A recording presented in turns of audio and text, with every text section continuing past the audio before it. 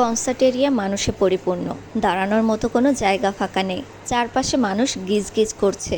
কোলাহলপূর্ণ পরিবেশ। সকলের মুখে একটাই নাম, আরাধ্য, আরাধ্য, আরাধ্য। শেহরান খান আরাধ্য ফেমাস একজন সিঙ্গার, বর্তমান সেলিব্রিটি, সুপারস্টার, রকস্টার। ফ্যান ফলোয়ার্সদের অভাব নেই। আজ আরাধ্যর কনসার্ট। সকলে একবার সামনাসামনি দেখার জন্য আর আরাধ্যর গান শোনার জন্য উপস্থিত হয়েছে এখানে। কিন্তু সামনে স্টেজ লাল পর্দা দিয়ে কভার করা। সকলে অধীর আগ্রহে অপেক্ষা করছে কখন এই পর্দা সরবে আর তারা তাদের ফেভারিট সিঙ্গারকে দেখবে। কিন্তু অপেক্ষার প্রহর যেন শেষই হচ্ছে না। সকলের মধ্যেই এক প্রকার উত্তেজনা। সবাই নানান কথা বলছে। কখন আসবে আরাধ্য? এখনও আসছে না কেন? আমি শুধু একবার দেখতে চাই আরাধ্যকে। উফ, আর অপেক্ষা করতে পারছি না। অবশেষে সকলেই অপেক্ষার পালা শেষ হলো। স্টেজ থেকে লাল পর্দা সরে গেল। স্টেজের মাঝ বরাবর জ্বলে উঠল স্পটলাইট। আর স্পটলাইটের ঠিক নিচে গিটার হাতে দাঁড়িয়ে আছে আরাধ্য। গিটারের সুর ভেসে আসছে আর তার সাথে ভেসে আসছে আরাধ্যর কণ্ঠে অরিজিৎ সিংয়ের একটি গান। চারপাশে ছড়িয়ে পড়েছে গানের স্বর। সকলের মনোযোগ আরাধ্যর গানে। আরাধ্য যেমন সকলকে গানে মুগ্ধ করেছে, তেমনই সবাইকে আকৃষ্ট করেছে নিজের লুকে। আরাধ্যর পরনে slim fit jeans, white shirt আর শার্টের ওপরে শাইনি জ্যাকেট। জ্যাকেটের হাতা কিছুটা গুটিয়ে রাখা, যার ফলে ব্রাউন বেল্টের ব্র্যান্ডের ওয়াচটা স্পষ্ট দেখা যাচ্ছে। আরাধ্যর নজর কাড়া লুক উপস্থিত সব মেয়েকেই পাগল করছে। মেয়েদের গানের চেয়ে বেশি মনোযোগ আরাধ্যর ওপর। তাদের আসল উদ্দেশ্য গান শোনা নয়, বরং আরাধ্যকে একটাবার নিজের চোখে দেখা। তাদের আশাটা পূরণ হলো আজ। সকলের মনোযোগ আরাধ্যর ওপর থাকলেও আরাধ্যর মনোযোগ গানে। আরাধ্য পারফরমেন্স শেষ করেই স্টেজ থেকে নামলো। মুহূর্তেই ভক্তরা তাকে ঘিরে ধরলো। কেউ অটোগ্রাফ চাইছে, কেউ সেলফি তুলতে চাইছে। আরাধ্যর কপালে ভাঁজ ফেলে দাঁতে দাঁত চেপে বলল, এই ভিড়টা সরাও এক্ষুনি, আমার মাথা ধরেছে। গার্ডদের একজন একটু হকচকিয়ে বলল, স্যার, সবাই আপনাকে ভালোবাসে। ভালোবাসে তো বাসুক, তাই বলে আমার ঘাড়ে চড়ে বসবে? আরাধ্যর চোখে আগুন। যদি আগামী 2 মিনিটের মধ্যে রাস্তা ফাঁকা না হয়, তবে তোমাদের কার্ড ছিঁড়ে নিজের হাতে দিই, বোঝা গেল? গার্ডরা আর দেরি করলো না। ওরা জানে আরাধ্যর কথার খেলাপ করে না। মুহূর্তের মধ্যেই একে একে ফ্যানদের সরিয়ে রাস্তা ক্লিয়ার করে ফেলল। আরাধ্য একটা দীর্ঘশ্বাস ফেলে সানগ্লাসটা পরে নিল আর এক মুহূর্ত না দাঁড়িয়ে গাড়ি স্টার্ট করে চলে গেল সেখান থেকে। আরাধ্যর পিছনের গাড়িতে ওর গার্ডরা বেরিয়ে গেল। আরাধ্য ফুল স্পিডে ড্রাইভ করছে। ওর আশেপাশে কি হচ্ছে কোনো পরোয়া নেই তাতে। নিজের মতো ড্রাইভে ব্যস্ত। আরাধ্য ড্রাইভ করছে আর কিছুক্ষণ আগের কথা ভাবছে। এগুলো রোজকার ব্যাপার। প্রতিটা কনসার্টের পরেই ফ্যান্সদের এরকম রিকোয়েস্টের শিকার হয়। কিন্তু আরাধ্যর কাছে এসব নাটকের মতো। Autograph my foot, I hate that drama. আধা ঘন্টা ড্রাইভ করে নিজের ফ্ল্যাটে পৌঁছালো আরাধ্য। ফ্ল্যাটে এসেই সবার আগে গেল ফ্রেশ হতে। ওয়াশরুম থেকে ফ্রেশ হয়ে বেরিয়ে এলো। আরাধ্য ড্রয়িং রুমে এসে সোফায় বসলো। ওর পাশের টেবিলে রাখা একটা ওয়াইনের বোতল আর গ্লাস। আরাধ্য গ্লাসে কিছুটা ওয়াইন ঢেলে নিল। তখনই কলিং বেলের আওয়াজ শোনা গেল। আরাধ্য উঠে গিয়ে দরজা খুলে দেখতে পেল ওর ফুফাতো ভাই আদিল আর ওর বন্ধু রায়ান দাঁড়িয়ে আছে। আরাধ্য দরজা খুলে দিয়ে আবার আগের জায়গায় গিয়ে বসলো। আদিল আর রায়ান ভেতরে এসে আরাধ্যর পাশেই বসলো। রায়ান আরাধ্যকে বলল, হোয়াটসঅ্যাপ ব্রো? ফাইন, তোর কি খবর? সেম, আজকে তোর সাথে যেতে পারলাম না, একটু বিজি ছিলাম। আজকের ফাংশন কেমন হয়েছে? রোজ যেমন হয়, প্রতিদিনের মতো ওই এক ঝামেলা অটোগ্রাফ। আরাধ্যর কথা শুনে রায়ান বলল, এগুলো হলো তোর ফ্যান্সদের ভালোবাসা। এই অটোগ্রাফি দেখ কতজনের স্বপ্ন, ইমোশন। আরাধ্য ওয়াইনের গ্লাসে একবার চুমুক দিয়ে বলল, ইমোশন মাই ফুট। আদিল এতক্ষণ ধরে চুপচাপ ওদের কথা শুনে যাচ্ছে। আদিলকে কিছু বলতে না দেখে আরাধ্য বলল, তুই কি মুখে গ্লু লাগিয়েছিস? কথা বলছিস না কেন? আদিল এতক্ষণ কোনো একটা ভাবনায় ডুবেছিল। আরাধ্যর কথা শুনে ওর ভাবনা ভাঙল। তোর সাথে কথা ছিল। তা বল না, কে মনা করেছে? তুই রিয়্যাক্ট করবি না একদম। আরাধ্য আদিলের কথা শুনে একটু সন্দেহ হয়। বিষয়টা যে সিরিয়াস সেটা বুঝতে পেরেছে। আরাধ্য একই ভঙ্গিতে বলল, কী ব্যাপার সেটা বল। আদিল আরাধ্যর পাশের সোফায় বসে সিরিয়াস ভঙ্গিতে বলল, মামি কল দিয়েছিল। আনিলার বিয়ে ঠিক হয়েছে। তোকে বাড়ি ফিরতে বলেছে মামি।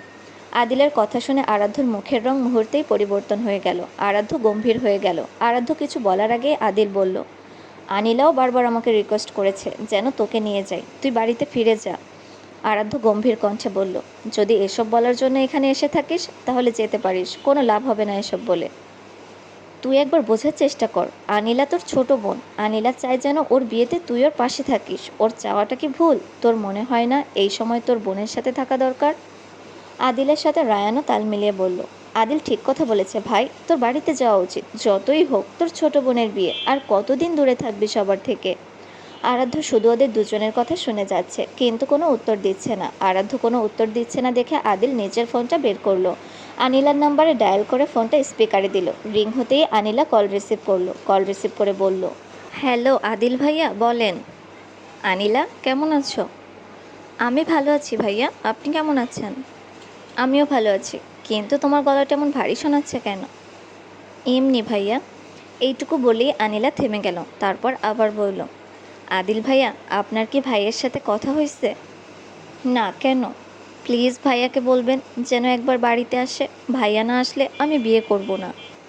আনিলার কণ্ঠে অনুরোধের ছোঁয়া। সেই কণ্ঠ শুনে আরাধ্যরও হৃদয়ে গিয়ে বিঁধল। আদিল একবার আরাধ্যকে দেখে বলল, তুমি চিন্তা করো না, আমি আরাধ্যকে বলবো। প্লিজ বলবেন ভাইয়া। তখনই ফোনের ওপর পাশ থেকে ভেসে এলো আরেকটি মেয়েলি কণ্ঠস্বর, আনিলা আপু, মামনি তোমাকে ডাকছে, নিচে চলো। তুই যা, আমি আসছি। ঠিক আছে। আনিলা এবার আদিলকে বলল, আদিল ভাইয়া, ঈশা এসেছিল, আম্মু নাকি ডাকছে, আমি পরে কথা বলবো আপনার সাথে, এখন রাখছি। আচ্ছা যাও। আনিলা কল কেটে দিল। আরাধ্য আদিল আর আনিলার সব কথা শুনল, তবুও ও চুপ করে রইল। আদিল এবার আরাধ্যর দিকে এগিয়ে এসে বলল, অনেক তো রাগ অভিমান করলি, অনেক ইগো দেখিয়েছিস। এবার এই ইগোটাকে সাইডে রেখে একবার আনিলার কথা ভাব, আর কারোর জন্য না, তোর বোনটার জন্য বাড়িতে যা। আদিলের কথাগুলো আরাধ্য কিছুক্ষণ ভাবল, তারপর বলল, ঠিক আছে, আমি কাল বাড়িতে যাব, তুই বাড়িতে জানিয়ে দিস। আরাধ্যর কথা শুনে আদিল অনেক খুশি হলো। অনেক ভালো সিদ্ধান্ত নিয়েছিস ভাই, তোরা এবার যা, আমাকে একটু একা থাকতে দে। আরাধ্যর কথা শুনে আদিল আর রায়ান দুজনেই চলে গেল। ওরা দুজন চলে যেতেই আরাধ্য পুরনো স্মৃতিতে ফিরে গেল। আরাধ্যর চোখের সামনে ভেসে উঠল 12 বছর আগের সেই দিনটা।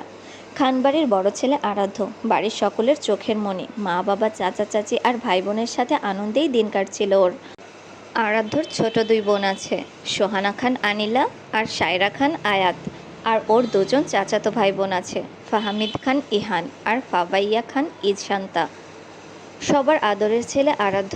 ভাই বোন সবাই ওর কথা মেনে চলতো। ভাই বোনদের সাথে ভালো সম্পর্ক ছিল, বিশেষ করে ইরহামের সাথে।